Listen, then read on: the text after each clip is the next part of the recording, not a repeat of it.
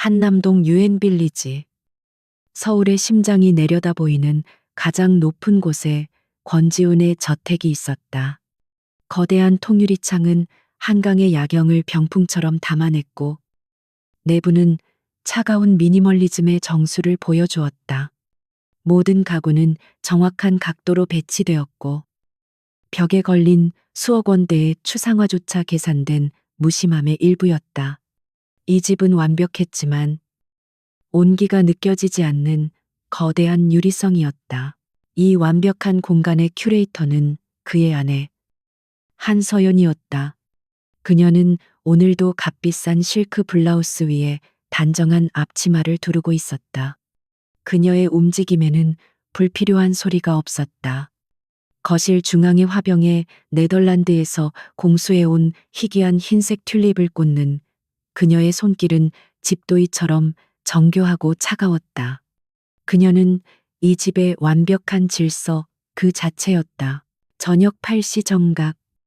현관문이 열리는 소리와 함께 유진그룹의 총수 권지훈이 들어섰다. 그는 밖에서의 카리스마 넘치는 CEO의 가면을 벗고 피로에 젖은 남편의 얼굴로 넥타이를 거칠게 풀었다. 그는 이 집의 완벽한 정적과 안락함을 당연하게 누렸다. 그에게 집은 전쟁터에서 돌아온 휴식처. 그 이상도 이하도 아니었다. 왔어요. 서연의 목소리는 물처럼 잔잔했다. 그녀는 그에게 다가가 재킷을 받아들었다. 지훈은 고개를 끄덕이며 곧장 서재로 향했다. 그는 아내가 이룩한 이 완벽함을 사랑했지만 그 완벽함이 얼마나 치열한 통제하에 유지되는지는 알지 못했다.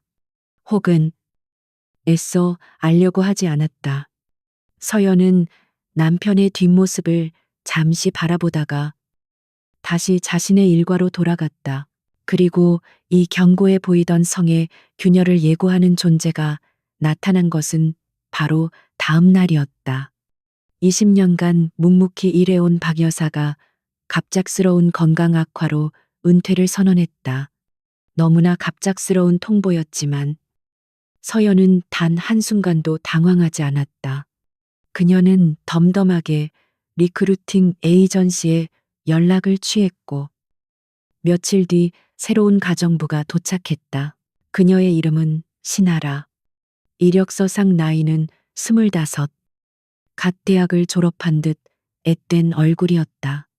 하얀 면, 티셔츠에 청바지, 값싼 운동화 차림은 수백억 원대 저택의 엄격한 분위기와는 노골적으로 어울리지 않았다. 하라는 거대한 현관 앞에서 주눅이 든 듯 두 손을 앞으로 모은 채 고개를 숙이고 있었다. 서연은 하라를 응접실로 불렀다. 값비싼 가죽 소파에 앉은 서연과 달리 하라는 그 앞에 작은 의자에 끄트머리만 걸터 앉았다. 이런 큰 집에서는 일해본 경험이 없다고 이력서에 쓰여 있네요. 서연이 얼음장처럼 차가운 톤으로 말했다. 하라가 황급히 고개를 들었다. 네, 사모님. 하지만 정말 열심히 배울 자신 있습니다. 제가 요리나 청소는 꼼꼼하게 잘합니다. 그리고 무엇보다 회장님과 사모님 같은 분들을 가까이에서 모시는 게 제 오랜 꿈이었습니다. 하라의 목소리는 떨렸고 얼굴은 순진한 열망으로 붉어져 있었다. 그 순간이었다. 간절함을 호소하며 고개를 든 하라의 눈빛이 서연의 시선과 정면으로 마주쳤다.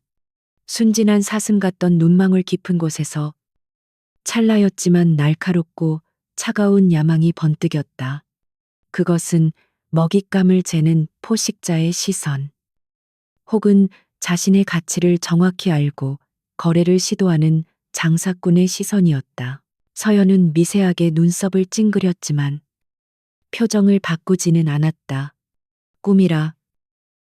좋습니다. 하지만 여긴 꿈을 이루는 곳이 아니라 일을 하는 곳입니다. 내일부터 바로 시작하세요. 서연은 그렇게 말하고는 자리에서 일어섰다. 하라는 의자에서 거의 굴러떨어지다시피 일어나 90도로 허리를 숙였다. 감사합니다. 정말 감사합니다. 사모님, 그날 저녁 귀가한 지훈은 새로운 가정부에게 별다른 관심을 보이지 않았다. 그에게 직원은 책상 위 서류와 다를 바 없었다. 하라가 저녁 식사를 서빙할 때 그녀는 의도적으로 지훈의 옆을 지나가다 실수로 물잔을 엎지를 뻔했다. 물이 살짝 넘쳐 지훈의 재킷 소매 근처에 떨어졌다. 어머, 죄송합니다. 회장님, 제가 너무 긴장해서. 하라는 당황한 연기를 하며 재빨리 냅킨으로 테이블을 닦았다. 지훈은 그제야 그녀를 제대로 쳐다봤다. 젊고 예쁘장하고 그리고 결정적으로 자신을 지극히 두려워하고 있었다. 지훈은 그저 됐으니 조심하게라고 무심하게 말했다. 그 반응은 하라의 계산 범위 안에 있었다. 식탁 맞은편에서 서연은 이 모든 것을 지켜보고 있었다. 하라의 손은 전혀 떨리지 않았다. 그녀의 어깨는 계산된 각도로 기울어져 있었고 목소리의 떨림은 완벽하게 조율된 연기였다.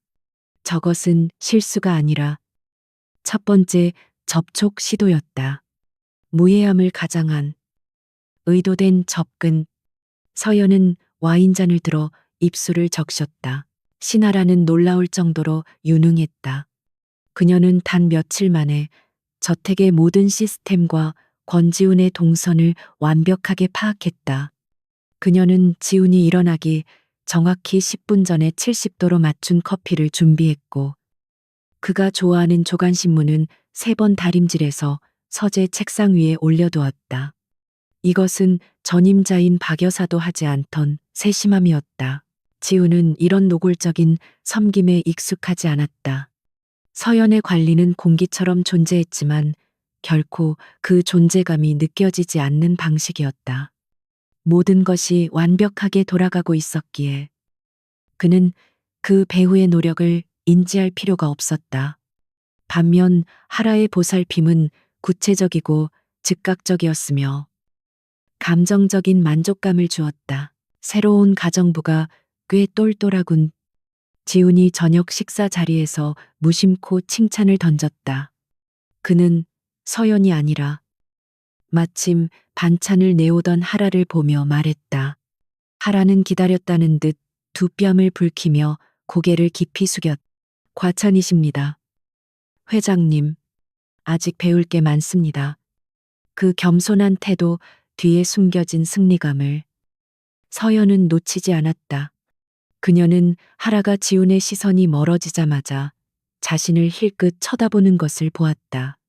그 눈빛에는 명백한 조롱과 도전의식이 담겨 있었다. 당신이 가진 것을 내가 빼앗을 수도 있다는 무언의 선전포고였다. 서연은 하라의 도발에 응수하지 않았다. 그녀는 여전히 완벽한 안주인의 모습으로 식사를 계속했다. 그녀의 평정심은 하라를 더욱 오만하게 만들었다. 하라는 이 집의 진짜 권력이 CEO인 권지훈에게 있다고 확신했다. 그리고 한서연은 그 권력에 기생하는 아름답지만 힘없는 장식품에 불과하다고 판단했다. 그날 밤 지훈은 평소보다 2시간이나 늦게 귀가했다.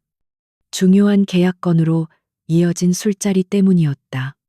그는 현관에 들어서자마자 지친 몸을 소파에 던지려 했다. 서연은 이미 2층의 개인 서재에서 보고서를 읽고 있었다. 그것이 그들 부부의 암묵적인 규칙이었다.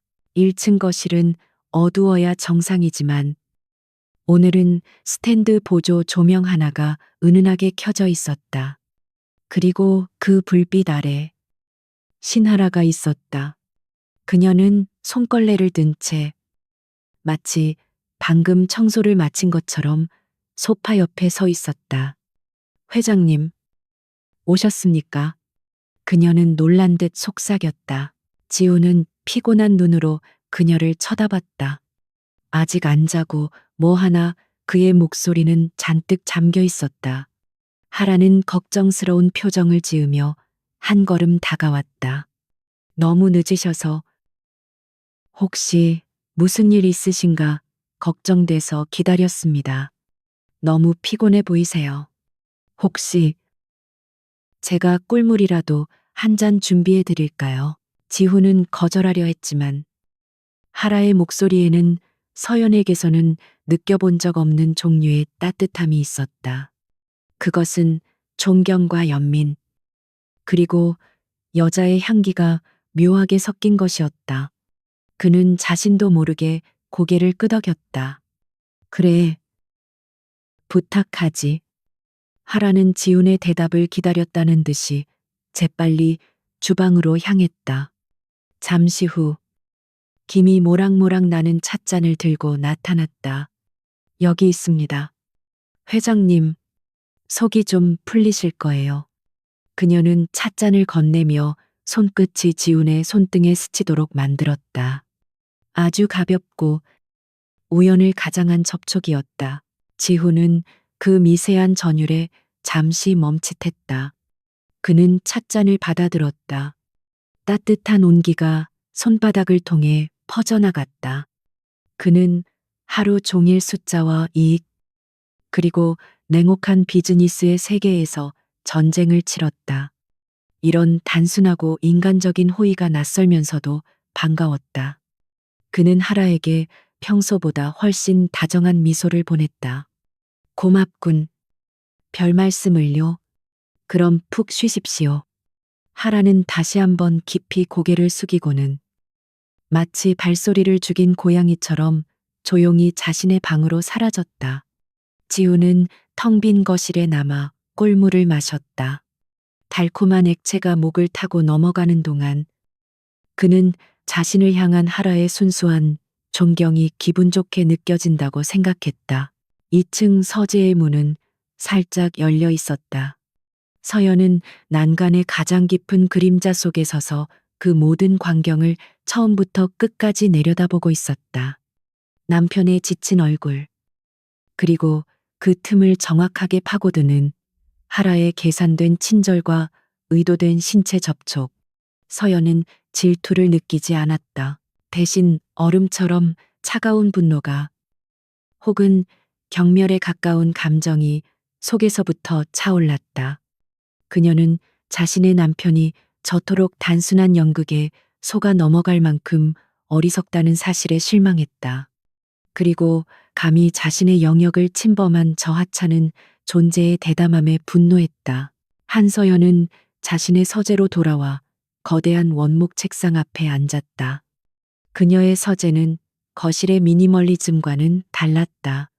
한쪽 벽면은 경제, 전략, 역사에 관한 전문 서적들로 가득 차 있었고, 책상 위에는 일반 가정집에서는 볼 수 없는 다중 모니터와 보안 시스템이 설치되어 있었다. 유리창 너머로 서울의 야경이 보석처럼 빛났다. 그녀는 이 집을, 이 가정을, 그리고 아버지에게서 물려받은 유진그룹을 지키기 위해 모든 것을 설계하고 통제해왔다. 하지만 이제 그 완벽한 설계도에 신하라라는 예측 불가능한 변수를 추가해야 했다. 그녀는 하라의 이력서를 다시 한번 검토했다. 너무나 평범해서 오히려 의심스러운 이력서였다. 서연은 인터컴의 보안 라인 버튼을 눌렀다. 일반 가정용이 아닌 외부와 직통으로 연결되는 특수 라인이었다. 박 실장, 나 한서연입니다. 사람을 하나 조사해줘요. 이름은 신하라. 지금 우리 집에 들어와 있는 애예요. 한서연의 지시는 물밑으로 신속하게 퍼져나갔다. 그녀가 박 실장이라고 부른 남자. 발깃에는 유진그룹의 공식적인 인물이 아니었다. 그는 한서연의 아버지. 고한 회장이 딸을 위해 남겨둔 그림자이자 가장 날카로운 검이었다. 발기태의 팀은 신하라의 존재를 지우개로 지우듯 샅샅이 훑기 시작했다. 서연은 그날 이후 단 한치의 흔들림도 없이 완벽한 아내의 역할을 계속했다. 그녀의 일상은 시계의 톱니바퀴처럼 정확했다.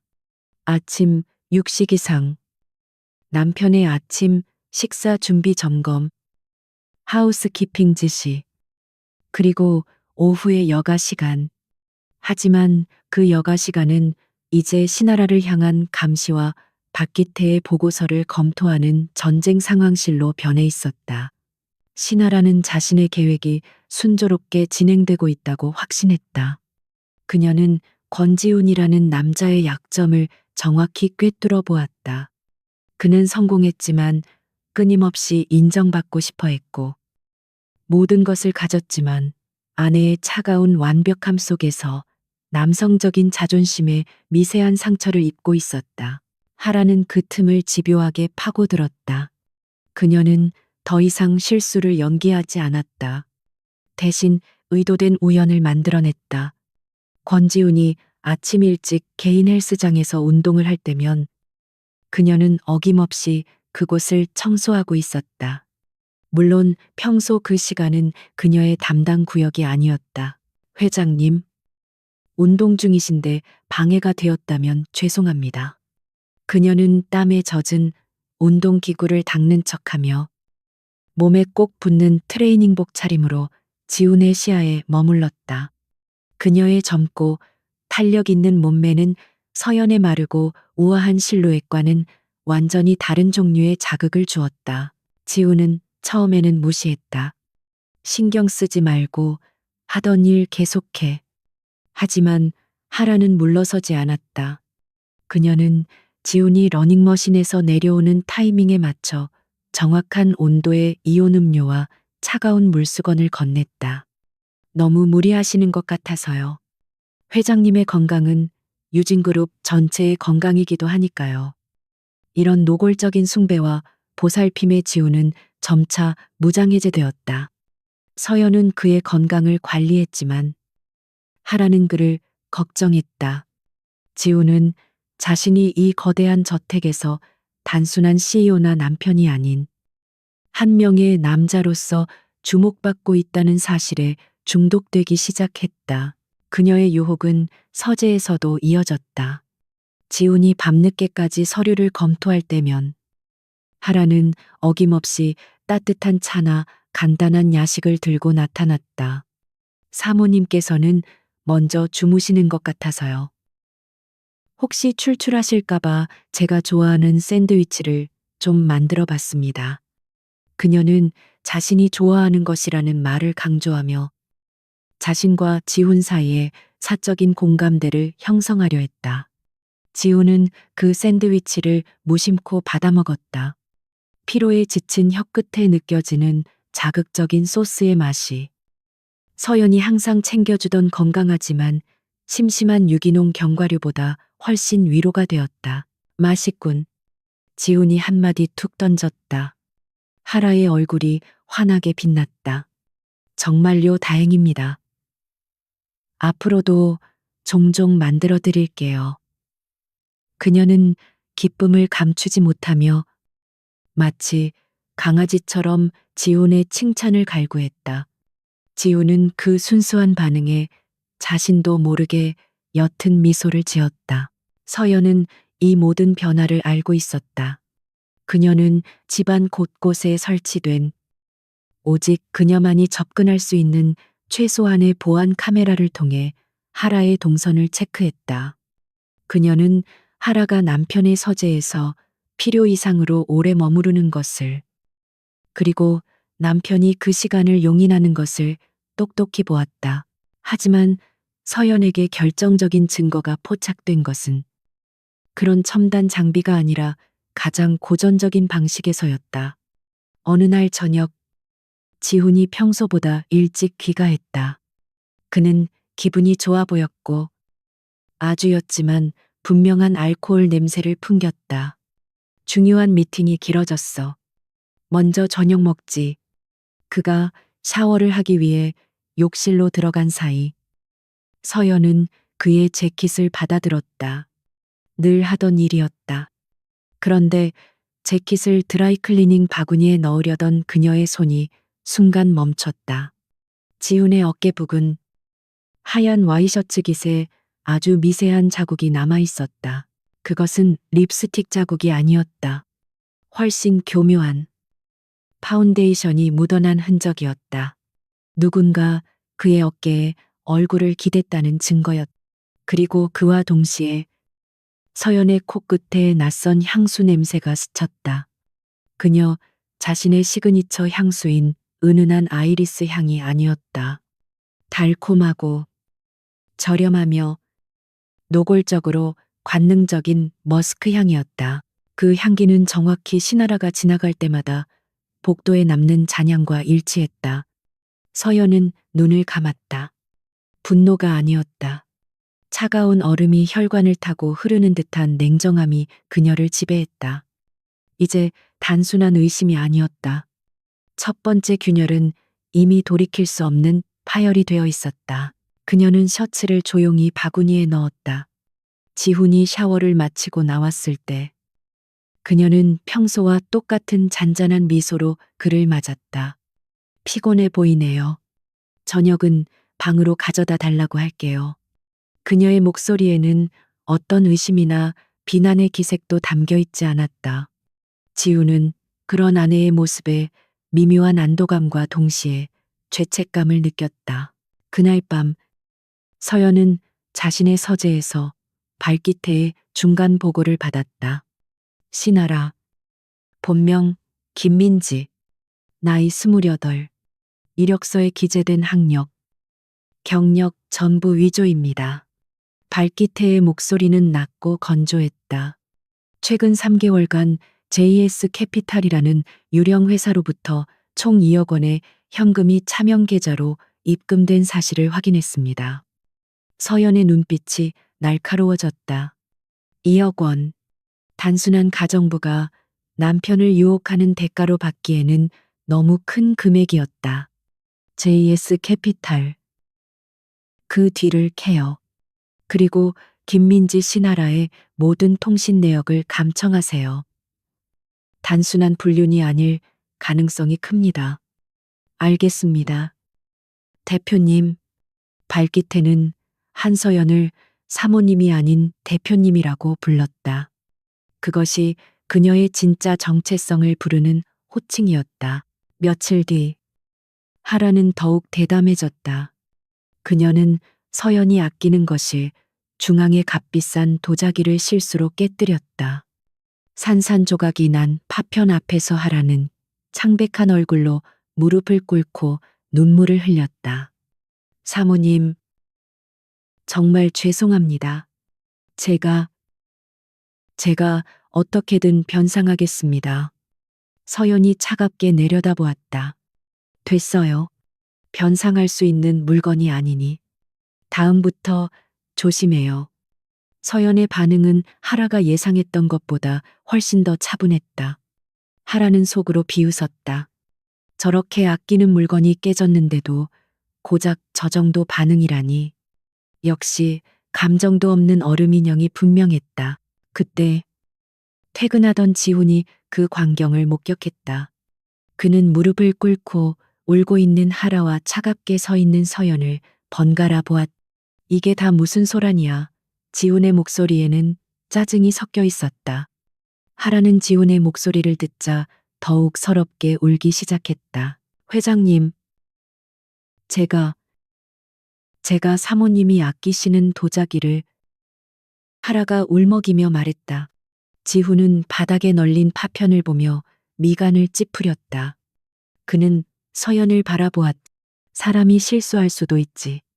그렇게 세워두고 야단칠 것까지 있나. 다쳤으면 어쩔 뻔했어. 일어나. 신양. 지훈이 하라에게 손을 내밀었다. 하라는 믿을 수 없다는 듯 눈물에 젖은 눈으로 지훈을 올려다보며 그의 손을 잡았다. 지훈이 그녀를 일으켜 세우는 순간 하라는 서연을 향해 찰나의 승리감 어린 미소를 지어 보였다. 그것은 명백한 선전포고였다. 이 집의 권력 구도가 바뀌었음을, 그리고 자신이 더 이상 단순한 가정부가 아님을 선언하는 것이었다. 지우는 아내의 차가움으로부터 자신을 숭배하는 여자를 보호하는 기사가 되었다. 서연은 그들의 손이 맞잡히는 것을, 그리고 하라의 조소 어린 눈빛을 정면으로 마주했다. 그녀는 아무 말도 하지 않았. 그저 조용히 돌아섰. 그녀의 침묵은 하라에게는 패배의 인정으로, 지훈에게는 아내의 무정함으로 해석되었다. 하지만 서연의 침묵은 다른 의미였다. 그것은 사형 선고 전의 마지막 고요함이었다. 그녀는 자신의 서재로 돌아가면서 발기태에게 문자를 보냈다. 플랜 B. 시작해요. 이제 단순한 감시가 아니었다. 적극적인 덫을 놓을 시간이었다. 권지훈의 방어선은 신하라의 계산대로 무너졌다. 그날 도자기 사건으로 하라의 편을 들어준 밤, 지훈은 서재에서 복잡한 심경으로 위스키를 마시고 있었다. 그는 아내의 냉정함에 실망했고, 동시에 하라의 순수함을 지켜줬다는 기묘한 만족감에 취해 있었다. 그 이중적인 감정의 틈으로 하라가 파고들었다. 그녀는 이번에도 꿀물이 아닌 독한 위스키와 얼음이 담긴 잔을 들고 나타났다. 회장님, 아까는 정말 감사했습니다. 저 때문에 사모님과 다투신 건 아닌지. 그녀는 금방이라도 울음을 터뜨릴 듯한 얼굴로 지훈의 맞은편에 섰다. 그녀의 얇은 실내복은 조명 아래서 몸의 윤곽을 아슬아슬하게 드러내고 있었다.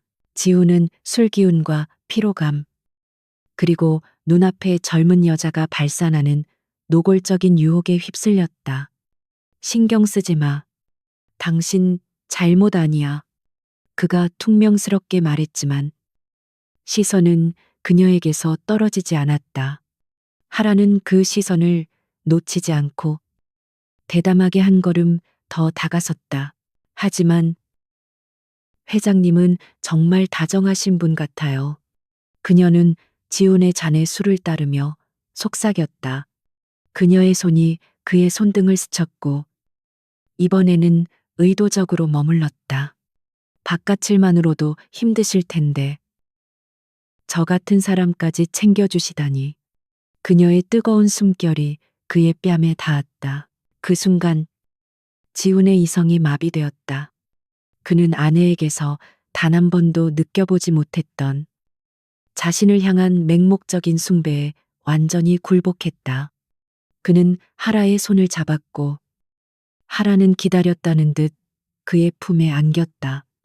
그날 밤 한남동 저택의 완벽한 질서와 도덕적 경계는 완벽하게 무너졌다. 서재의 무거운 문이 닫히는 소리는 서연의 서재까지 들리지 않았다. 다음 날 아침 저택의 공기는 미묘하게 달라져 있었다. 가장 먼저 그 변화를 감지한 것은 10년 넘게 일해온 주방장이었다. 평소라면 주방 보조에게나 지시할 법한 하라가 이제는 팔짱을 낀 채 주방장 앞에 섰다. 오늘 저녁 메뉴. 사모님이 정하신 한식 코스 말고 이탈리안으로 변경하세요.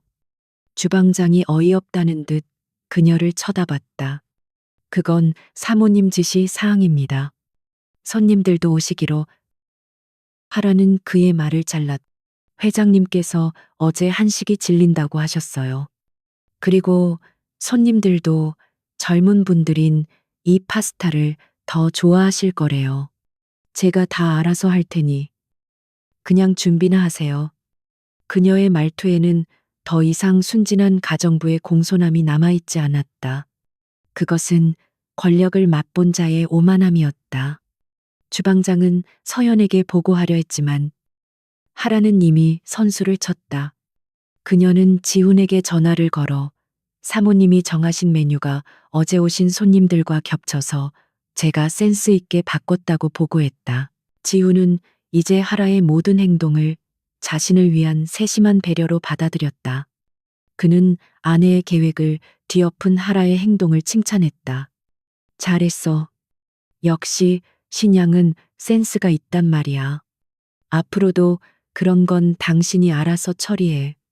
이 통화 한 번으로 하라는 이 집의 실질적인 안주인 행세를 하기 시작했. 저녁 식사 시간이 되자 하라의 변화는 더욱 노골적으로 드러났다. 그녀는 더 이상 수수한 유니폼을 입지 않았다. 몸에 꼭 붙는 검은색 원피스, 아찔한 높이의 하이힐, 그리고 짙어진 화장. 그것은 가정부가 아닌 파티에 참석하는 호스티스의 모습이었다. 그녀는 서연의 자리를 넘보듯 식탁을 점검했다. 서연은 손님 맞이 준비를 위해 평소처럼 거실에 서 있었다. 하라는 보란 듯이 서연 앞을 지나치며 서연이 직접 고른 테이블 중앙에 꽃장식을 치워버렸다. 이런 칙칙한 꽃은 분위기만 가라앉히죠. 그녀는 대신 화려하고 값싼 붉은 장미 다발을 꽂았다. 그것은 서연의 취향에 대한 정면 도전이었다. 서연은 아무 말 없이 그녀를 바라보았다. 그 침묵을 하라는 무능력과 패배로 해석했다. 꼴 좋네. 이 집의 모든 건 이제 내 뜻대로 될 거야. 당신은 그냥 껍데기일 뿐이라고. 하라는 속으로 승리의 미소를 지었다. 그녀는 자신이 권지훈의 마음을 사로잡았으니 이 집의 모든 것을 차지한 것이나 다름없다고 확신했다. 지훈과 손님들이 도착했을 때 그는 완벽하게 바뀐 이탈리안 만찬과 화려한 장미에 만족감을 표했다. 오, 분위기가 좋은데 신양이 고생 좀 했겠군. 그가 하라에게 다정하게 말을 건넸다. 하라는 수줍은 듯 웃으며 지훈의 넥타이를 정리해주는 척하며 그의 가슴을 살짝 쓸었다. 이 모든 행동은 아내인 서연이 바로 옆에서 지켜보는 가운데 일어났다. 손님들은 이 기묘한 삼각관계를 눈치챘지만 모른 척했다. 서연은 여전히 완벽한 안주인의 미소를 짓고 있었다.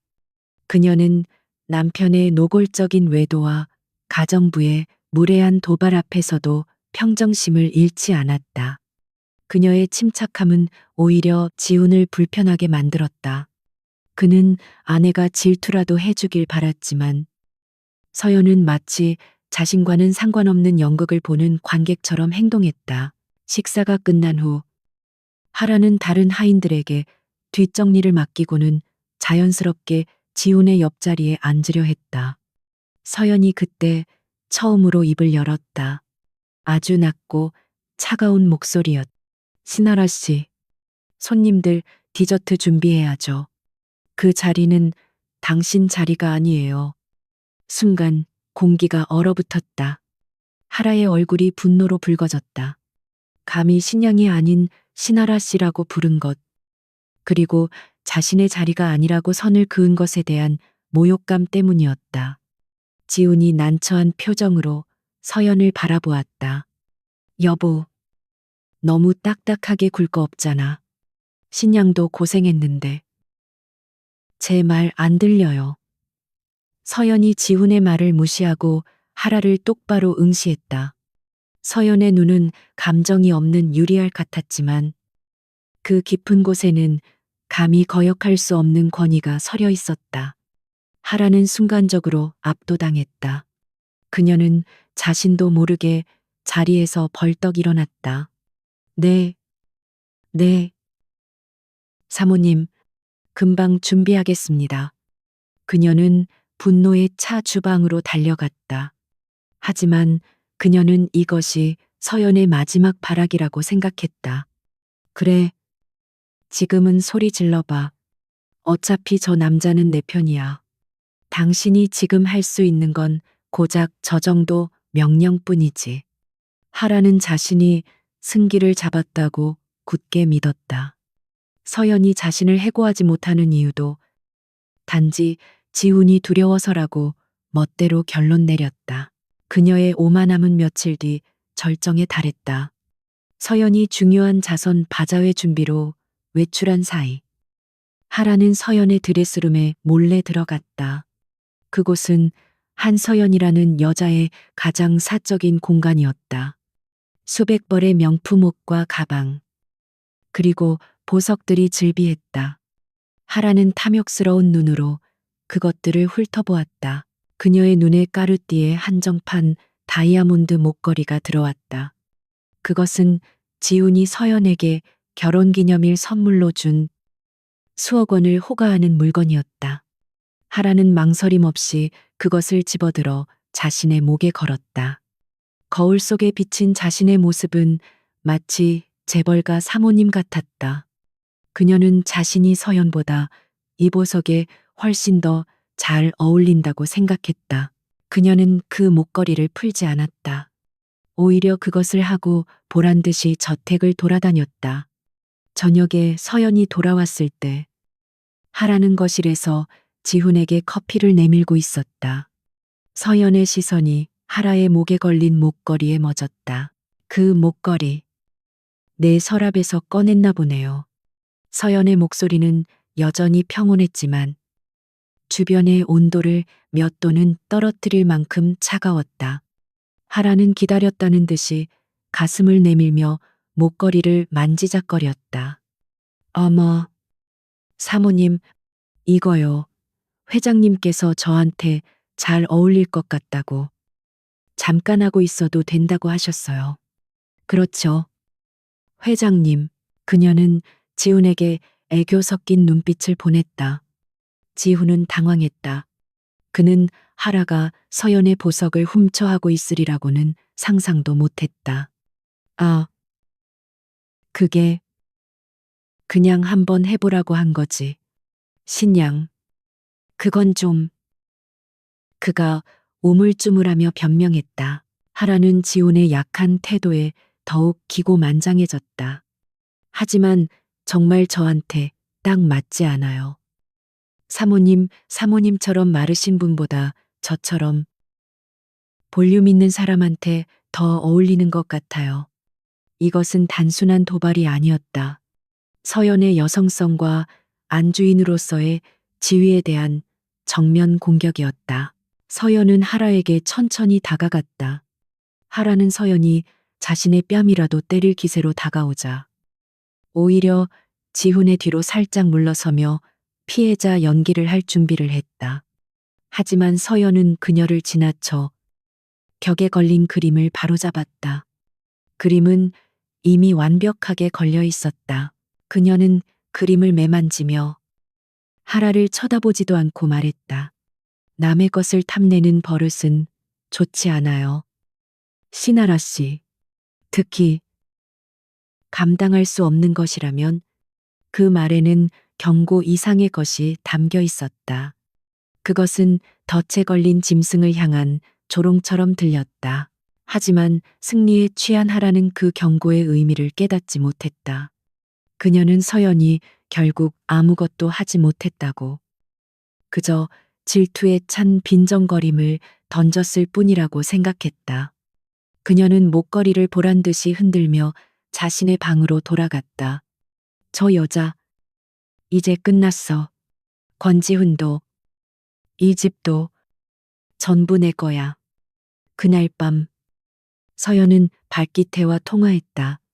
JS 캐피탈. 뒤를 캤다고 했죠. 그들이 태강그룹과 연결되어 있다는 증거. 확보됐나요? 발기태의 목소리가 스피커를 통해 흘러나왔다. 네. 대표님, 태강그룹의 비자금 라인입니다. 신하라는 단순한 꽃뱀이 아니었습니다. 산업 스파이입니다. 서연의 입가에 얼음장 같은 미소가 떠올랐다. 잘 됐네요. 이제 덫의 입구를 조금 더 넓혀야겠어요. 그녀가 더 많은 것을 훔쳐갈 수 있도록. 신하라가 훔친 목걸이를 목에 건 채 승리감에 도취되어 자신의 방으로 사라졌을 때 한서연은 그 자리에 잠시 더 서 있었다. 그녀의 얼굴은 완벽한 가면처럼 어떤 감정도 드러내지 않았다. 남편 권지훈은 아내와 가정부 사이에 노골적인 신경전에 질린 듯 넥타이를 풀며 중얼거렸다. 별것도 아닌 일 가지고 피곤하게 구는군. 그는 서연의 치욕이나 하라의 오만함에는 관심이 없었다. 그저 이 귀찮은 상황을 회피하고 싶을 뿐이었다. 그는 아내를 향한 일말의 사과나 변명도 없이 곧장 2층의 부부 침실이 아닌 자신의 서재로 향했다. 그에게 서재는 이제 신하라와의 미래를 위한 장소이기도 했다. 서연은 남편의 그 비겁한 뒷모습을 차갑게 응시했다. 별것 아닌 일. 그녀는 남편의 말을 속으로 되뇌었다.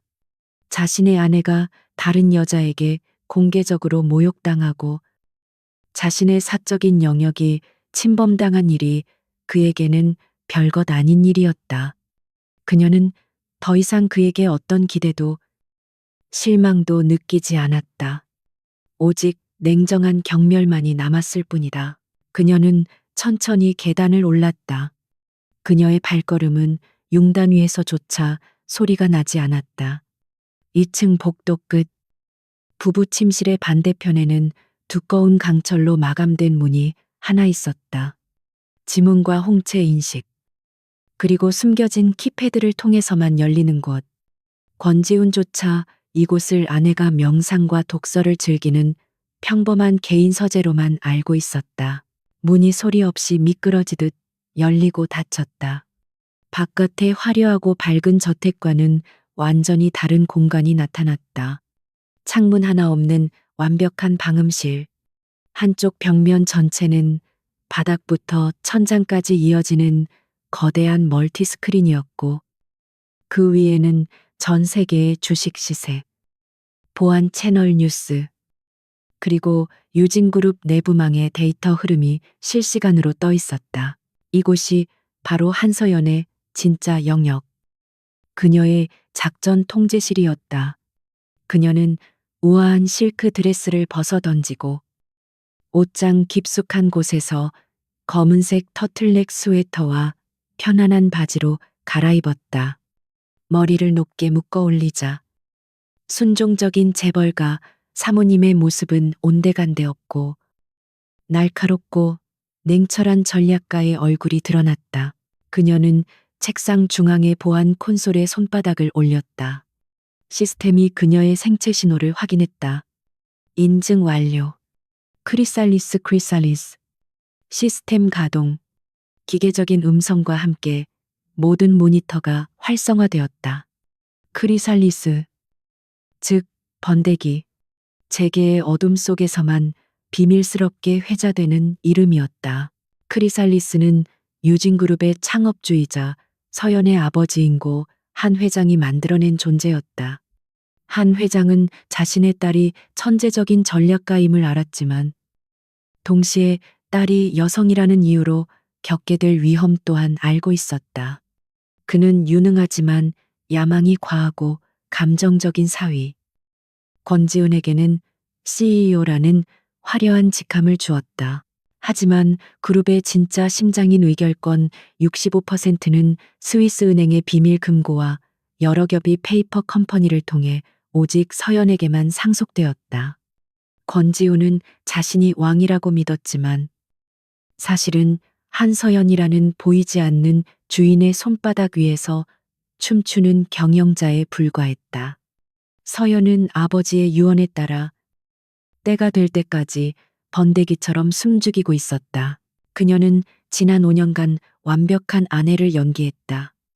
그것은 지훈에 대한 사랑이 아니라 아버지가 마지막으로 남긴 안정을 지키기 위한 임무였다. 그녀는 지훈이 언젠가 CEO의 무게를 견디고 진정한 리더로 성장하길 바라며 그를 지원하고 보호했다. 3년 전, 태광그룹이 유진의 자회사를 향해 적대적 인수를 시도했을 때도 배후에서 태광의 자금줄을 끊어버린 것은 크리살리스, 즉 서연이었다. 권지훈은 그 승리를 자신의 경영 능력 덕분이라고 믿었고 이사회는 그의 공적을 치하했다. 서연은 그 모든 영광을 남편에게 돌렸다. 그것이 그녀의 방식이었다. 하지만 이제 상황이 달라졌다. 시나라라는 바이러스가 단순한 외도를 넘어 그룹의 핵심을 위협하고 있었기 때문이다. 그리고 남편은 그 바이러스를 막기는커녕 스스로 감염되어 숙주가 되어버렸다. 서연이 보안 회선의 붉은색 버튼을 눌렀다. 스크린에 즉각 발기태 실장의 얼굴이 나타났다. 그의 배경은 데이터 센터의 서버실이었다. 그는 한서연의 유일한 충복이자 크리살리스의 수족이었다. 대표님, 그의 목소리에는 한치의 감정도 섞여 있지 않았. 보고하세요. 박 실장. 서연의 목소리는 얼음처럼 차가웠다. 태강그룹과의 연결고리. 확실합니까? 발기태가 고개를 끄덕였다. 명백합니다. 신하라 김민지에게 자금을 댄 JS 캐피탈은 태강그룹 양진모 부회장의 비자금 창구입니다. 양 부회장이 직접 설계한 작전으로 보입니다. 서연의 눈이 가늘어졌다. 양진모. 업계에서 가장 저돌적이고 무자비하기로 소문난 자였다. 그들이 노리는 게 뭡니까? 단순한 경영권 흔들기. 서연이 물었다. 그 이상입니다. 신하라가 권지훈 CEO에게 의도적으로 접근시킨 프로젝트가 있습니다. 유진 바이오의 신규 백신 개발 투자 건입니다. 스크린에 관련 데이터가 떠올랐다. 막대한 자금이 투입되어야 하지만 성공 확률이 불투명한 프로젝트. 권지훈은 최근 이사회에서 이 프로젝트를 강력하게 밀어붙이고 있었다. 이건 미끼군요. 서연이 즉각 상황을 파악했다. 맞습니다. 발기태가 말을 이었다.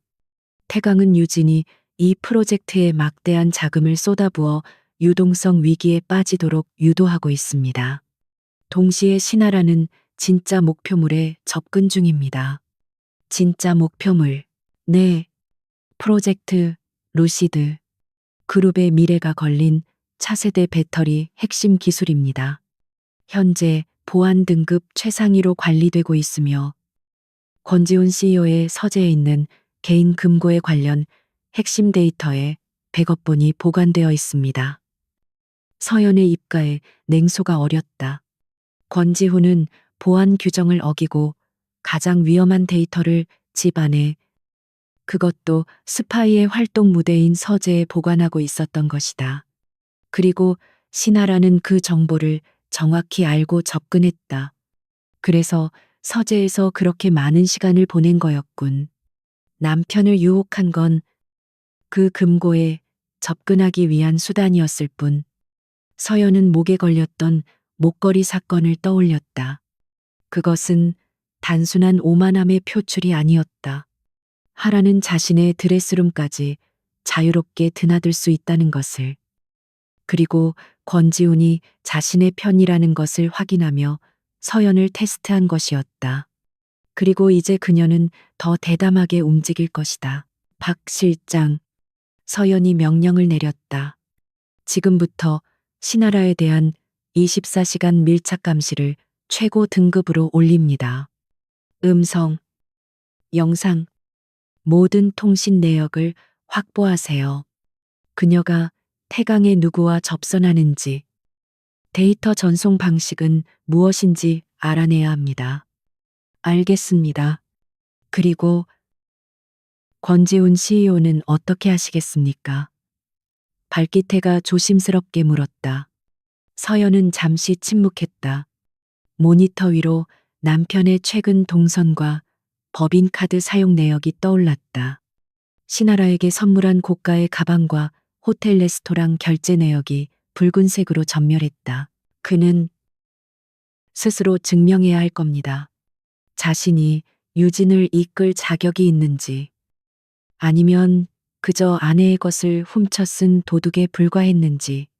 그에게도 마지막 기회는 줘야죠.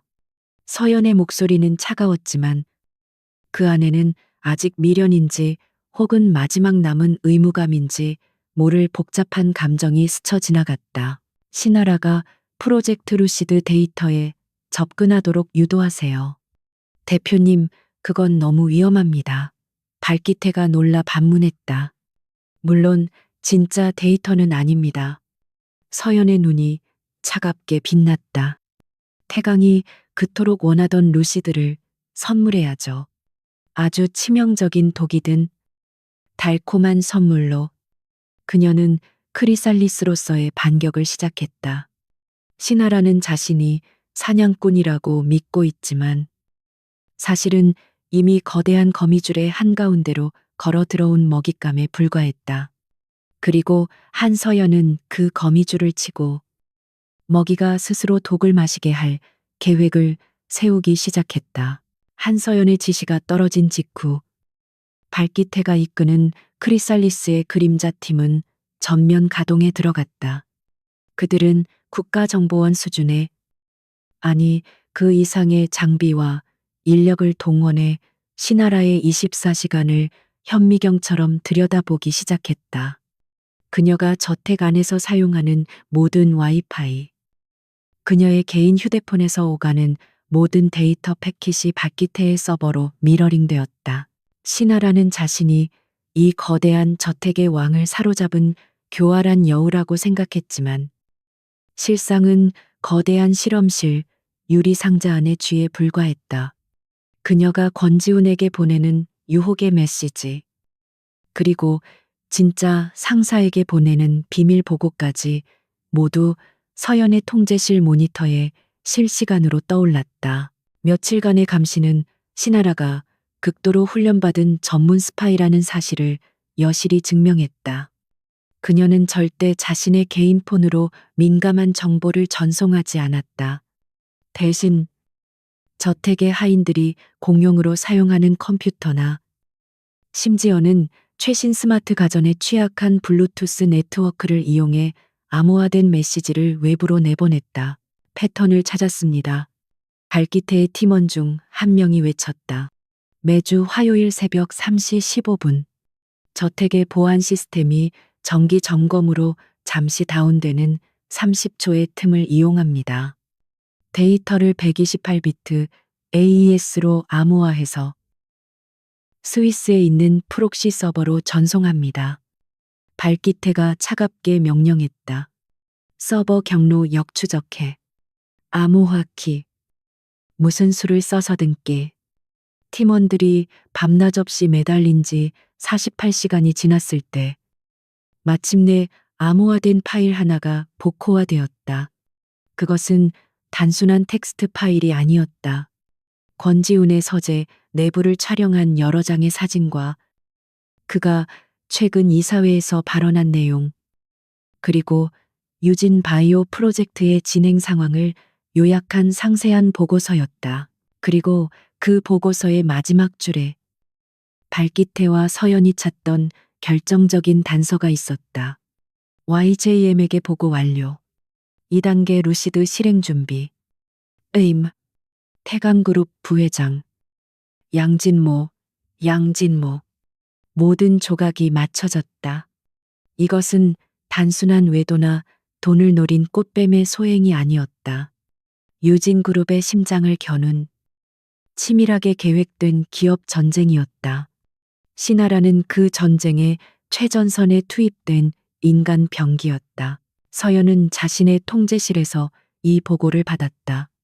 그녀의 얼굴은 분노가 아닌 차가운 결의로 굳어졌다. 양진모. 3년 전의 패배를 아직도 잊지 못했군. 3년 전 서연이 크리살리스로서 막아냈던 태강의 적대적 인수를 주도했던 것이 바로 양진모였다. 그는 그때의 굴욕을 갚기 위해 이번에는 유진그룹의 총수인 권지훈을 직접 노린 것이다. 발기태의 목소리가 스피커를 통해 이어졌다. 대표님, 이것만이 아닙니다. 신하라의 과거를 더 깊이 파봤습니다. 그녀는 고아원 출신이 맞지만 19살 때 양진모 부회장의 개인 장학생으로 발탁되었습니다. 태강의 자금으로 최고의 교육과 스파이 훈련을 받았습니다. 모니터에 엀 얼굴의 김민지가 날카로운 눈빛으로 사격 훈련을 받는 사진, 그리고 심리학과 경영학 학위증이 차례로 떠올랐다. 그녀는 처음부터 권지훈을 무너뜨리기 위해 수년간 길러진 맞춤형 스파이였다. 순진한 얼굴, 순종적인 태도, 심지어 권지훈의 취향에 맞는 몸매와 말투까지 모든 것이 철저히 계산된 연기였다. 서연은 남편의 어리석음에 실소했다. 그는 자신이 젊고 매력적인 여자를 정복했다고 생각했겠지만 실상은 태강그룹이 설계한 허니 트랩에 정확히 걸려든 사냥감에 불과했다. 그녀의 진짜 임무가 프로젝트 루시드 데이터 탈취라는 것도 확인했습니다. 발기태가 마지막 보고를 올렸다. 그녀는 권 CEO에게 유진 바이오라는 가짜 먹이를 계속 물게 하면서 정작 본인은 서재 금고를 노리고 있습니다. 최근 권 CEO의 신뢰를 얻어 금고의 다이얼을 조작하는 장면이 포착되었습니다. 서연은 눈을 감았다. 모든 것이 명확해졌다. 태강은 유진을 두 가지 방향에서 동시에 공격하고 있었다. 첫째, 권지훈이 무리한 바이오 프로젝트에 천문학적인 돈을 쏟아붓게 만들어 회사의 재무 건전성을 악화시킨다. 둘째, 그 혼란을 틈타 신하라가 차세대 배터리 기술인 루시드를 훔쳐내 유진의 미래 성장 동력을 마비시킨다. 그렇게 되면 유진그룹의 주가는 폭락할 것이고 그때 양진모는 헐값에 유진을 통째로 삼킬 계획이었다. 신하라는 단순한 스파이를 넘어 이 거대한 작전의 핵심 키였다. 박 실장. 서연이 눈을 떴다. 그녀의 눈에는 더 이상 한치의 망설임도 없었다. 권지훈 CEO가 유진 바이오에 얼마까지 투자하도록 허용할 수 있는지 재무팀의 비공식 보고서를 준비시키세요. 그리고 루시드의 가짜 데이터를 만들 시간입니다. 그녀는 태강이 파놓은 함정을 역이용하기로 결심했다. 신하라가 단순히 남편을 유혹한 악독한 가정부가 아니라 그룹 전체를 노리는 적이라는 사실이 확인된 이상 이것은 더 이상 개인적인 복수가 아니었다. 이것은 유진그룹의 생존을 건 전쟁이었다. 가짜 데이터는 어떻게 준비할까요? 대표님 겉보기에는 완벽해야 합니다. 서연의 손가락이 키보드 위를 빠르게 움직였다. 진짜 루시드의 초기 개발 데이터와 99% 동일하게 만드세요. 하지만 나머지 1%의 치명적인 오류 코드를 심어 넣는 겁니다. 오류 코드 태강이 그 데이터를 기반으로 생산 라인을 가동하는 순간 모든 시스템이 과부하로 폭발하게 될 트로이 목마입니다. 그들이 가장 자신만만하게 웃는 순간 모든 것을 잿더미로 만들 수 있도록 서연은 이제 더 이상 번데기가 아니었다. 적의 심장에 독침을 꽂기 위해 날개를 편 무자비한 나비가 될 준비를 마쳤다.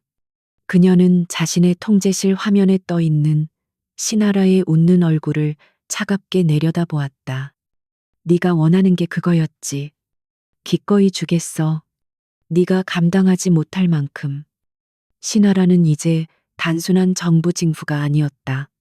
그녀는 권지훈의 그림자 고문 혹은 킹메이커 역할을 자처했다. 늦은 밤 서재에서 그녀는 지훈의 어깨를 주무르며 서류를 훑어보았다.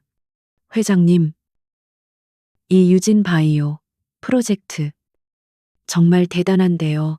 그녀의 목소리는 순수한 감탄으로 가득 차 있었다. 지훈은 뻐근한 목을 돌리며 의자에 기댔다. 당신이 뭘 안다고 그래? 그는 퉁명스럽게 말했지만 입가에는 미소가 걸려 있었다. 하라의 칭찬은 아내의 침묵이나 이사회의 날선 비판과는 달랐다. 그것은 그의 남성성과 경영 능력을 동시에 채워주는 마약이었다. 하라는 기다렸다는 듯이 말을 이었다. 잘은 모르지만요. 태강그룹조차 이 바이오 시장에 뛰어들었다가 막대한 손해만 보고 철수했다면서요. 그녀는 태강 측에서 받은 정보를 교묘하게 실패 사례로 포장하며 지훈의 승부욕을 자극했다. 하지만 회장님은 다르잖아요. 회장님이라면 모두가 실패한 이 분야에서 유진의 새로운 신화를 만드실 수 있을 거예요. 양진모가 실패한 곳. 그 말에 지훈의 눈이 번뜩였다. 그는 항상 자신을 한서연의 아버지, 즉 선대 회장의 그늘에 가린 사위로 보는 시선들을 증오했다. 만약 모두가 불가능하다고 말한 이 바이오 프로젝트를 성공시킨다면 그것은 완벽한 자신만의 업적이 될 터였다. 그의 가장 아픈 곳을 정확히 찌른 것이다. 그는 유진그룹의 총수였지만 재계에서는 여전히 한서연의 남편 혹은 한 회장의 대릴 사위로 불렸다. 이 바이오 프로젝트는 그 꼬리표를 뗄 유일한 기회였다. 하라는 그의 야망과 열등감을 동시에 자극하는 법을 완벽하게 알고 있었다. 며칠 뒤 유진그룹 30층 대회의실에서 긴급 이사회가 소집되었다. 안건은 유진바이오 신규 투자 승인의 건. 회의실의 공기는 무겁게 가라앉아 있었다. 선대 회장 시절부터 그룹을 지켜온 노예한 임원들의 얼굴에는 노골적인 반대 의사가 서려 있었다. 권지훈이 상석에 앉아 좌중을 둘러보았다. 그의 눈빛은 도전을 앞둔 숫사자처럼 이글거렸지만 그 이면에는 하라의 말에 부채질된 불안감이 도사리고 있었다. 그는 오늘 반드시 이 사회를 굴복시켜야 했다. 안건을 시작하겠습니다. 유진 바이오 신규 프로젝트. 총 투자금 3조 원, 승인의 건입니다. 지훈이 선언하자 회의실은 찬물을 끼얹은 듯 조용해졌다. 가장 먼저 반기를 든 것은 그룹의 최고 재무 책임자, CFO, 이자 선대 회장의 오른팔이었던 윤 부회장이었다. 회장님, 불가합니다. 윤 부회장의 목소리는 낮고 단호했다. 이 프로젝트는 이미 태강그룹에서 수천억을 쏟아붓고 실패한 사업입니다. 그가 말을 이었다. 우리가 지금 가진 데이터만으로는 성공을 담보할 수 없습니다. 3조 원은 그룹의 1년치 현금 흐름과 맞먹는 돈입니다.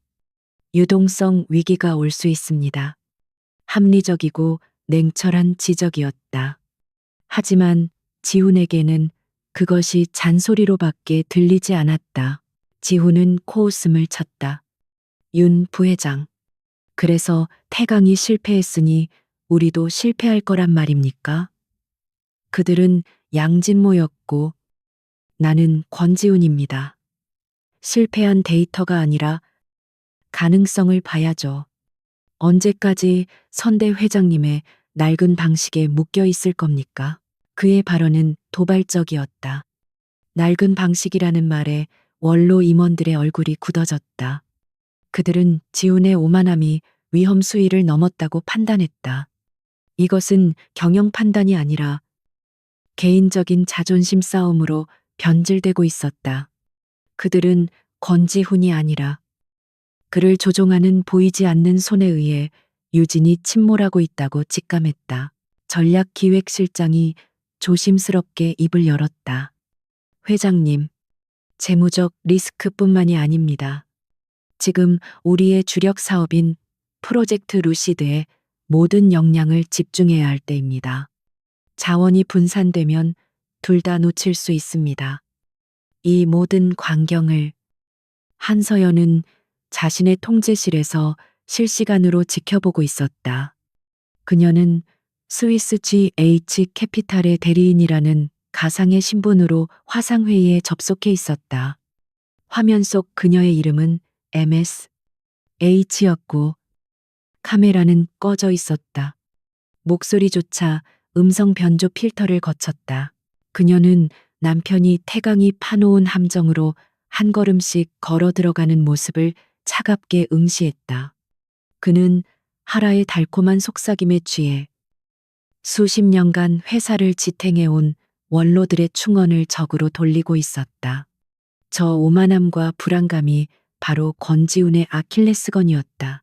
바로 그때 스피커를 통해 기계음이 섞인 MSH의 목소리가 흘러나왔다. 전략기획실장의 의견에 동의합니다. 권 CEO. 당신은 지금 유진의 미래가 걸린 루시드를 담보로 위험한 도박을 하려 하고 있습니다. 서연은 남편에게 마지막으로 브레이크를 걸어주기 위해 일부러 루시드를 언급했다. 그녀는 그가 스파이의 존재를 눈치채지는 못하더라도 최소한 그룹의 핵심 자산이 무엇인지 다시 한번 상기시키길 바랐다. 하지만 지훈에게 그 충고는 불난 집에 기름을 붓는 격이었다. 보이지 않는 곳에서 자신을 조종하려는 대주주의 간섭, 그리고 하라가 그들은 회장님의 도전을 두려워한다고 했던 말. 이 모든 것이 합쳐져 그의 이성을 마비시켰. 미스 H. 지훈이 스피커를 향해 소리쳤다. 당신들은 숫자로만 회사를 보는 투기꾼에 불과합니다. 경영은 내가 합니다. 루시드와 바이오. 나는 둘 다 성공시킬 겁니다. 나의 능력을 의심하지 마시죠. 이 안건에 반대하는 것은 곧 유진의 미래에 반대하는 것으로 간주하겠습니다. 그것은 협박이었다. CEO의 독단적인 선언에 회의실은 얼어붙었다. 윤 부회장이 깊은 한숨을 내쉬었다. 그는 더 이상 이 젊은 총수를 막을 수 없음을 깨달았다. 표결은 강압적으로 진행되었다. 지훈의 서슬 퍼런 기세에 눌린 이사들은 하나둘 찬성으로 돌아섰다. GH 캐피탈의 반대표는 수적 열세에 묻혔다. 가결되었음을 선포합니다. 지훈이 의사봉을 내리치며 승리를 선언했다. 그는 자신이 낡은 세력을 이겼다고 생각했다. 회의가 끝나자마자 지훈은 하라에게 전화를 걸었다. 내가 해냈어. 그 늙은이들. 전부 내 앞에서 무릎 꿇었어. 그의 목소리는 흥분으로 떨렸다. 하라의 황홀한 찬양이 전화기 너머로 쏟아졌다. 정말요, 역시 회장님, 이제 아무도 회장님을 무시하지 못할 거예요. 하지만 전화를 끄는 하라는 즉시 욕실로 향했다. 그녀는 변기 수조 뒤에 숨겨둔 특수통신 장치를 꺼냈다. 그녀의 표정은 차갑게 식어 있었다. YJM에게 1단계 완료. 예상대로 권지훈은 미끼를 물었음. 이사회에 반발이 있었으나 그의 오만함이 그것을 눌렀음. 3조 원 투입 확정. 그녀는 잠시 망설이다가 메시지를 추가했다. GH 캐피탈의 반대가 예상외로 거셌음. 배우를 조사할 필요 있음. 2단계 루시드 실행 승인을 재차 요청함. 그녀는 자신의 임무가 거의 완성 단계에 이르렀다고 확신했다. 권지훈은 이제 그녀의 소나기에 든 꼭두각시였다. 그녀는 양진모 부회장이 곧 실행을 승인할 것이라 믿어 의심치 않았다. 한편 서연의 통제실 미스 H의 연결이 끊어지자 그녀는 의자에 깊숙이 몸을 묻었다. 모니터에는 유진 바이오 투자 승인이라는 긴급 속보가 뜨고 있었다. 주식시장은 즉각 반응했다. 유진그룹의 주가가 하락하기 시작했다. 불확실성에 대한 시장의 경고였다. 그녀는 남편을 막을 수 있었다. 그녀가 크리살리스의 정체를 드러내고 65%의 의결권을 직접 행사했다면 이 모든 것을 단번에 중지시킬 수 있었다. 하지만 그녀는 그렇게 하지 않았다. 이미 썩어버린 환부는 도려내야만 했다. 권지훈은 스스로 썩은 부임을 증명했다. 이제 그녀의 목표는 남편을 구하는 것이 아니었다. 유진그룹을 구하고 아버지의 유산을 지키며 감히 자신의 영역을 침범한 태강그룹과 양진모에게 10배로 되갚아주는 것뿐이었다. 그녀는 남편이 저지른 3조 원의 손실까지도 더 큰 승리를 위한 미끼로 사용하기로 결심했다. 서연은 발기태에게 내부 통신을 연결했다. 양진모가 곧 신하라에게 2단계 실행을 지시할 겁니다. 우리가 기다리던 순간입니다. 그녀의 목소리는 차갑고 단호했다. 서재 금고의 보안 시스템. 예정대로 한 단계 낮추세요. 신하라가 성공했다고 믿게 만들어야 합니다. 발기태가 확인했다. 알겠습니다. 트로이 목마가 담긴 가짜 루시드 데이터. 준비 완료되었습니다. 그녀가 USB를 꽂는 즉시 작동할 겁니다. 서연이 모니터 속 남편의 의기양양한 얼굴을 바라보았다. 그는 자신이 승리했다고 믿었지만 사실은 거대한 함정의 마지막 문을 스스로 연 것에 불과했다. 신하라는 욕실 거울 속 자신을 보며 미소 지었다. 드디어 양진모 부회장의 실행 승인이 떨어졌다. 권지훈이 3조 원 투자안을 통과시킨 직후였다. 모든 것이 그녀의 시나리오대로 완벽하게 흘러가고 있었다. 이제 마지막 임무. 프로젝트 루시드만 손에 넣으면 끝이었다. 그녀의 심장이 탐욕과 흥분으로 격렬하게 고동쳤다. 그녀는 멍청한 권지훈을 떠올렸다. 자신의 칭찬 한마디에 세상을 다 가진 듯 날뛰던 남자. 그리고 그 옆에서 죽은 듯이 침묵하던 한서연. 그 둘은 이미 그녀의 발밑에 있었다. 그녀는 이 거대한 저택과 유진그룹 전체를 손에 넣은 것이나 다름없다고 생각했다. 한서연은 그저 껍데기뿐인 사모님이었다. 그녀의 계획은 이중이었다. 첫째, 태강을 위한 데이터 탈취. 둘째, 자신을 위한 보험.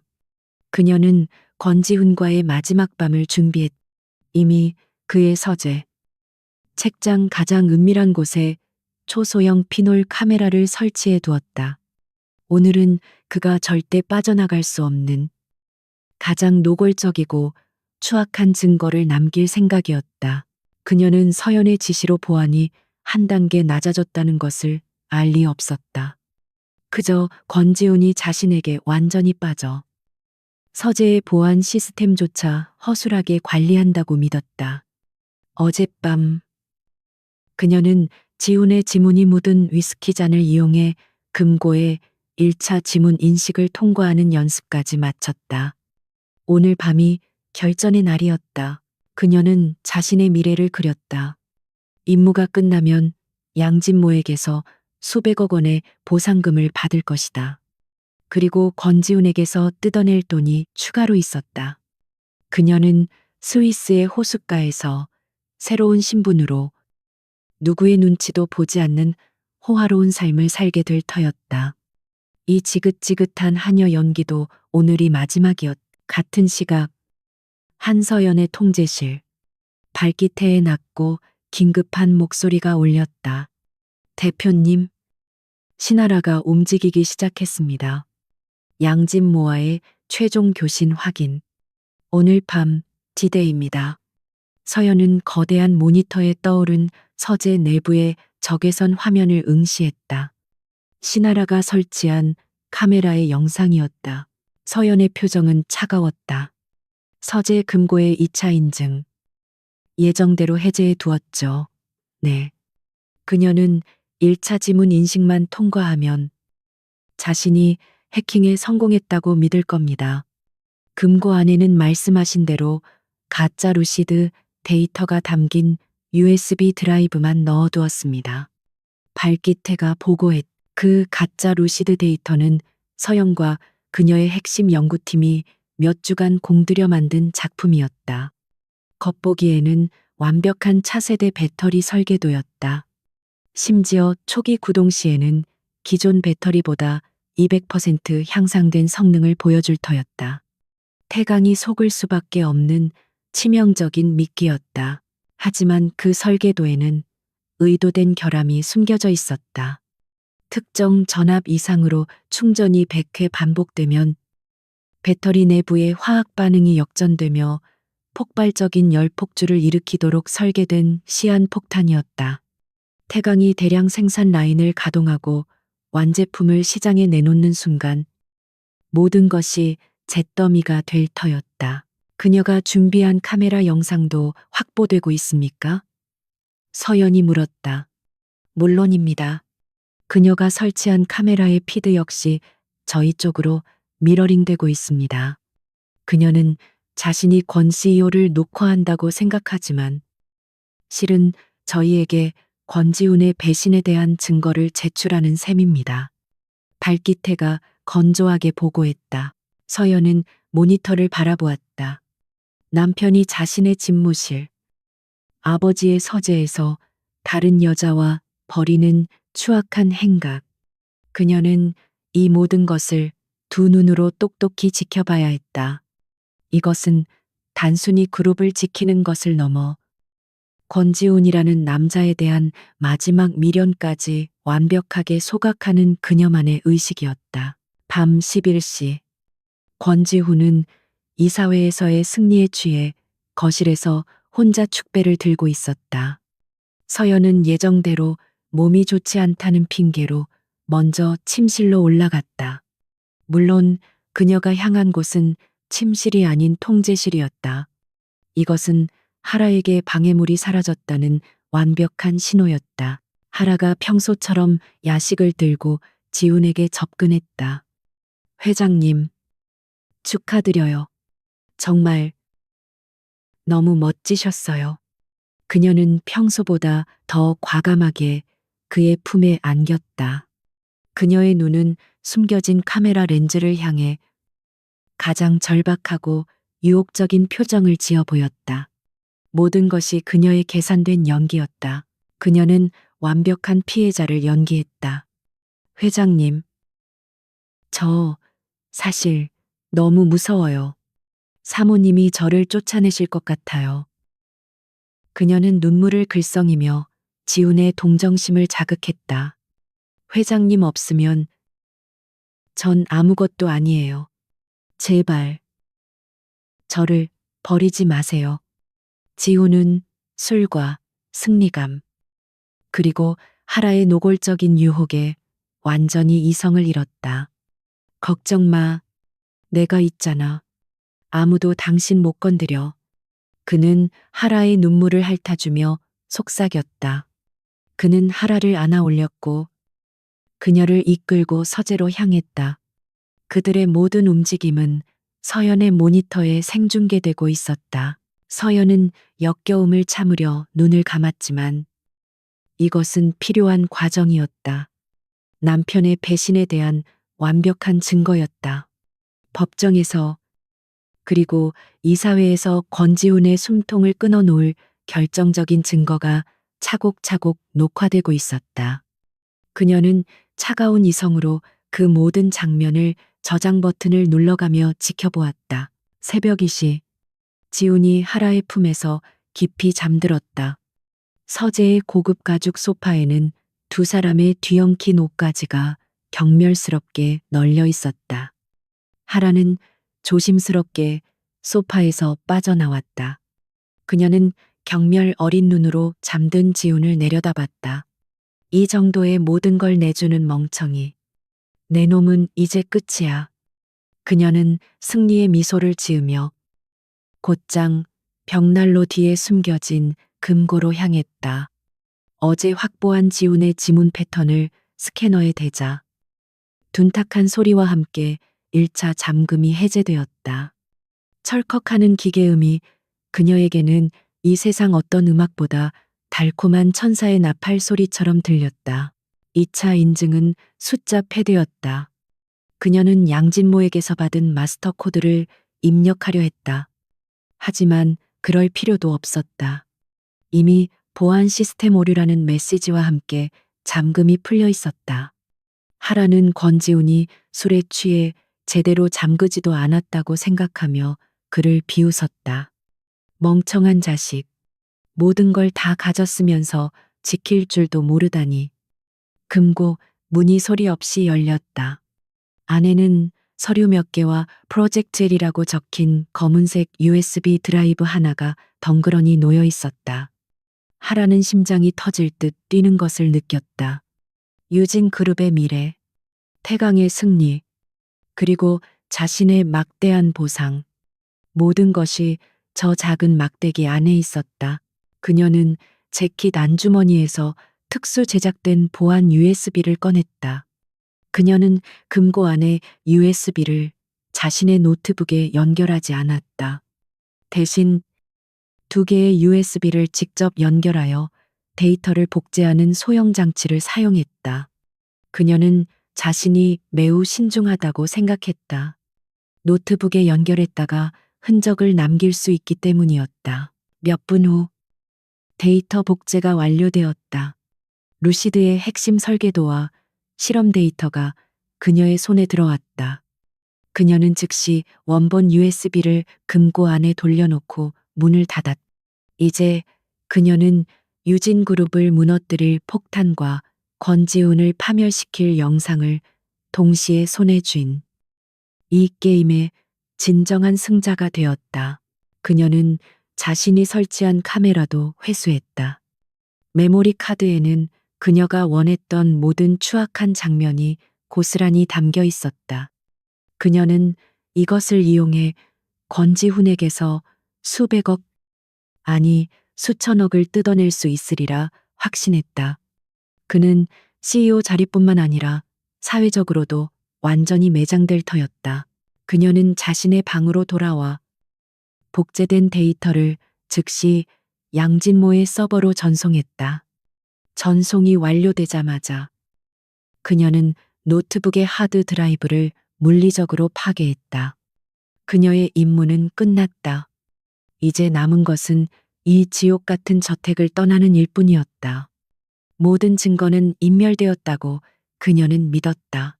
그녀는 이미 스위스 은행 계좌로 입금될 거액의 성공 보수와 새로운 신분을 약속받았다. 그녀는 날이 밝는 대로 권지훈에게는 시골에 계신 어머니가 위독하다는 뻔한 거짓말을 하고 저택을 떠날 계획이었다. 그리고 권지훈이 자신을 찾기 시작할 때쯤 협박 영상을 터뜨릴 생각이었다. 그녀는 밤새 짐을 쌌다. 지난 몇 달간 권지훈에게서 받아낸 명품 가방과 보석들도 챙겼다. 그녀는 해가 뜨기를 기다리며 미니바에서 샴페인을 꺼내 터뜨렸다. 한서연의 무표정한 얼굴을 떠올리며 조롱했다. 그 잘난 사모님은 지금쯤 남편이 바람 피운 것도 모르고 편안하게 자고 있겠지. 서연의 통제실. 발기태의 목소리가 울렸다. 대표님, 트로이 목마 전송 완료. 태강 측 RD 서버에서 수신한 것을 확인했습니다.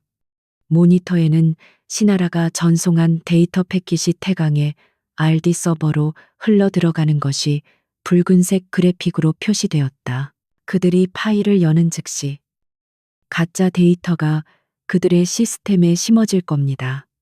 동시에 태강 서버 내부에 우리에게만 열리는 백도어를 생성하게 될 겁니다. 서연은 말없이 고개를 끄덕였다. 그녀의 시선은 여전히 서재 카메라에 잡힌 잠든 남편의 비참한 모습에 머물러 있었다. 신하라는 자신이 모든 것을 훔쳤다고 믿고 있지만 사실은 한서연이 쥐어준 독이 든 사과를 물고 달아난 것뿐이었다. 진짜 전쟁은 지금부터 시작이었다. 서연은 남편의 배신을 두 눈으로 확인했고 이제 그에게 어떤 자비도 동정심도 남아있지 않았다. 서연은 발기태에게 마지막 명령을 내렸다. 태강, RD, 서버, 백도어 확보 즉시 모든 데이터를 미러링하세요. 그들이 우리에게 한 짓, 아니 그 이상으로 돌려줄 겁니다. 그리고 신하라가 저택을 떠나는 것을 막지 마세요. 공항으로 가는 길까지 안전하게 보호해 주시고요. 그녀는 스파이가 스스로 임무를 완수했다고 믿게 만들어야 했다. 양진모가 그 독이 든 사과를 단 한 치의 의심도 없이 삼키도록 서연은 모든 모니터를 껐다. 방 안에는 완벽한 어둠과 그녀의 차갑고도 뜨거운 분노만이 남았다. 모든 덫은 설치되었고 이제 방아쇠가 당겨지기만을 기다리고 있었다. 태강그룹 50층. 양진모 부회장의 집무실은 승리의 열기로 이글거리고 있었다. 그는 프로젝트 루시드의 가짜 데이터를 진짜라고 굳게 믿었다.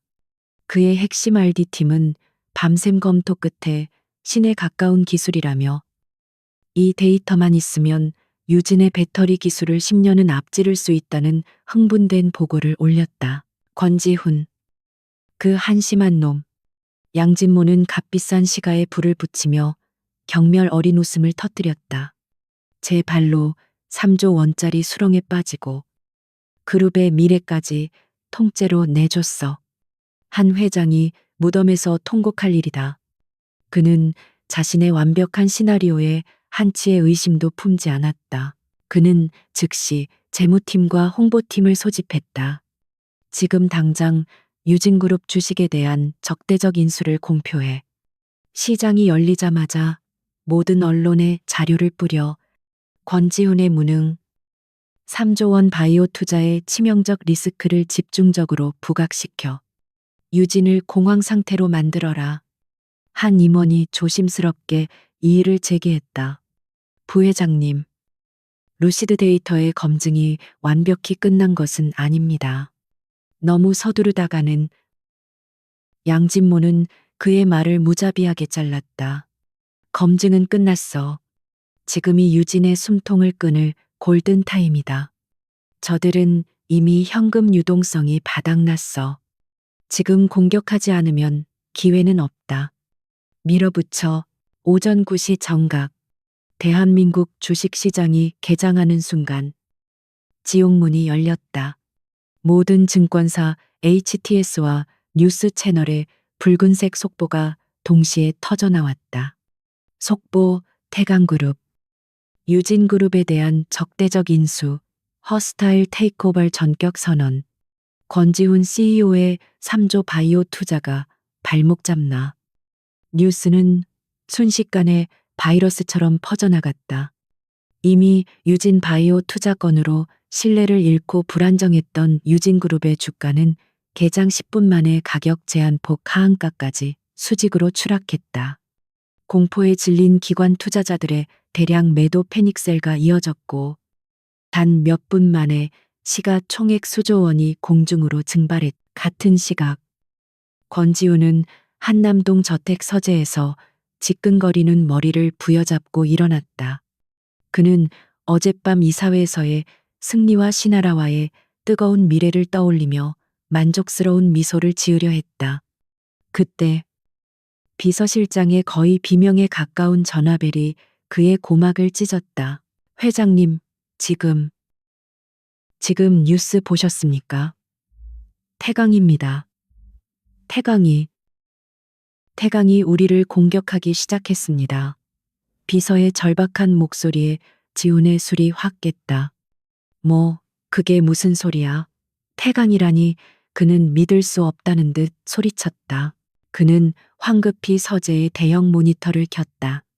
화면을 가득 메운 폭포수 같은 파란색 숫자들과 태강그룹, 유진 인수선언, 권지훈 리더십 위기라는 붉은색 헤드라인이 그의 눈을 잔혹하게 찔렀다. 그는 숨을 쉴 수 없었다. 양진모.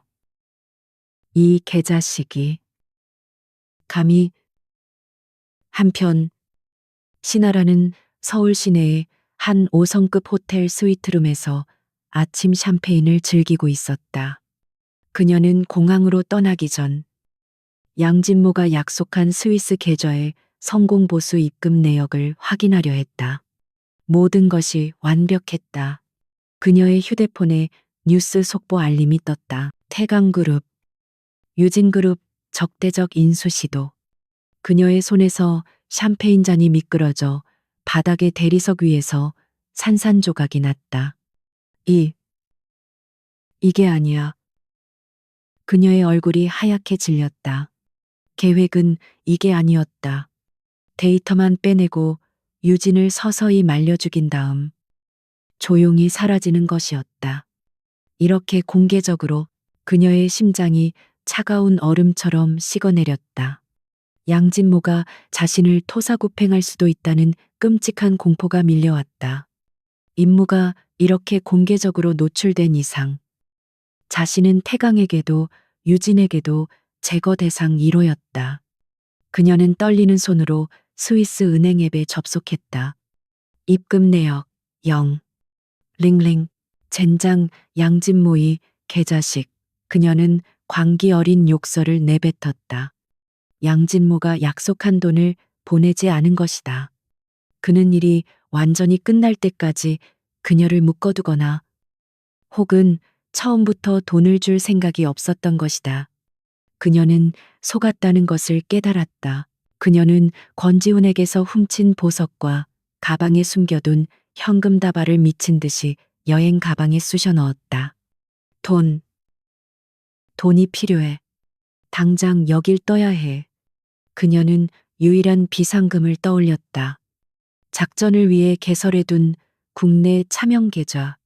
그녀는 즉시 은행으로 달려가기 위해 방을 뛰쳐나갔다. 유진그룹 본사는 그야말로 전쟁터였다. 모든 임원이 비상소집되었고 1층 로비는 회사의 존망을 묻는 기자들과 공포에 질린 직원들로 아수라장이 되었다. 30층 대회의실. 불과 며칠 전 권지훈이 의기양양하게 승리를 선언했던 그 장소에 오늘은 패배와 죽음의 그림자가 짙게 드리워져 있었다. 권지훈은 땀으로 흠뻑 젖은 셔츠 차림으로 상석에 앉아 있었다. 그의 얼굴은 시체처럼 하얗게 질려 있었다. 며칠 전 그의 독단에 굴복했던 원로 임원들이 이제는 노골적인 경멸과 살기등등한 분노가 뒤섞인 눈으로 그를 쏘아보고 있었다. 회장님, 이게 도대체 어떻게 된 일입니까? 윤 부회장이 참지 못하고 책상을 내리치며 고함을 질렀다. 태강이 어떻게 우리 내부 사정을, 특히 유진 바이오 투자의 세부 리스크와 우리의 현금 유동성 상황을 손바닥 보듯 정확히 알고 공격할 수 있었던 겁니까? 지훈은 말은 입술만 달싹였다. 그는 아무 대답도 할 수 없었다. 그는 태강이 왜 지금 이렇게 갑자기 공격해 왔는지 전혀 알지 못했다. 그가 할 수 있는 말은 비겁하고 구차한 변명뿐이었다. 그것은 시장의 과민 반응일 뿐입니다. 태강이 퍼뜨린 악의적인 루머라고요. 전략기획실장이 얼음장 같은 목소리로 그의 말을 잘랐다. 태강은 우리의 현금 유동성이 정확히 3조 원 투자금 지급으로 바닥났다는 사실을 알고 있습니다. 이건 명백한 내부 정보 유출입니다. 회장님의 최측근에서 정보가 샌 겁니다. 내부 정보 유출. 그 말은 망치처럼 지훈의 머리를 내리쳤다. 그의 머릿속이 하얗게 변했다. 그는 자신도 모르게 신하라를 떠올렸다. 서재에서 서류를 훑어보며 감탄하던 그녀의 순진한 얼굴. 자신의 업적을 칭찬하며 안기던 그녀의 뜨거운 몸. 설마. 아니야. 그럴 리 없어. 그녀는 그저 내부 유출이라니. 당치도 않습니다. 지훈이 발악하듯 소리쳤다. 지금은 적의 공격에 맞서 단합해야 할 때입니다. 나는 당장 방어 전략을, 경영권 방어를. 그는 횡설수설했다. 그의 목소리는 공허하게 떨렸다. 그의 모든 카리스마는 온데간데 없었고 궁지에 몰린 겁먹은 짐승의 초라한 모습만 남아 있었다. 같은 시각 신하라는 선글라스와 스카프로 얼굴을 꽁꽁 감춘 채 은행 창구 앞에 섰다. 그녀는 초조하게 발을 구르며 차명 계좌에 전액 해지를 요청했다. 고객님, 잠시만 기다려 주십시오. 창구 직원의 미소가 어딘지 부자연스럽게 느껴졌다. 불안감이 엄습했다. 잠시 후 은행 지점장이 창구로 다가왔다. 김민지 고객님 되십니까? 본인 확인 절차에 문제가 좀 생긴 것 같습니다. 잠시 안쪽으로. 그 순간 하라는 직감했다. 모든 것이 끝났다. 함정이다. 그녀는 창구를 박차고 은행 출입구를 향해 미친 듯이 뛰었다. 하지만 그녀가 출입문에 닿기도 전에 육중한 유리문이 굳게 닫혔다. 검은 정장을 입은 두 명의 거한이 그림자처럼 나타나 그녀의 앞을 막아섰다. 그들의 옷깃에는 유진그룹의 보안팀 배지가 선명하게 밝혀 있었다. 신하라 씨. 아니, 김민지 씨. 잠시 저희와 함께 가주셔야겠습니다. 익숙하지만 냉막한 목소리. 하라가 고개를 돌리자 그곳에는 발기태 실장이 서 있었다. 그는 하라의 손에서 휴대폰을 가볍게 빼앗아 들었다. 양진모 부회장에게 연락할 생각은 접는 게 좋을 겁니다. 당신의 유일한 보험이었던 그 동영상 파일 원본도 이미 저희가 안전하게 확보했으니까요. 너희들 대체 언제부터? 하라의 얼굴이 공포와 절망으로 완전히 일그러졌다. 그녀는 자신이 처음부터 끝까지 저택에 발을 들인 그 순간부터 한서연의 거대한 손바닥 위에서 놀아났다는 것을 깨달았다.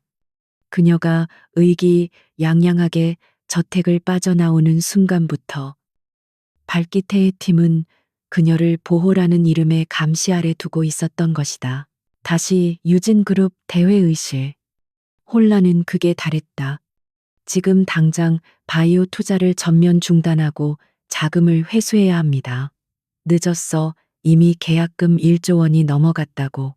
권지훈 CEO 이 모든 사태를 책임지고 즉각 사퇴하십시오. 임원들의 고성이 회의실을 뒤흔들었다. 지훈은 완전히 패닉에 빠져 어떤 결정도 내리지 못했다. 그는 그저 시장의 오해다. 막을 수 있다. 이것은 음해다. 라는 말만 앵무새처럼 반복했다. 그의 리더십은 산산조각이 났다.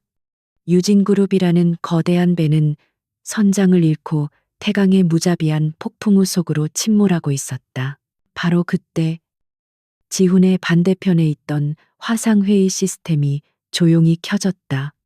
스위스 GH 캐피탈의 MS H가 접속했다는 알림이 떴다.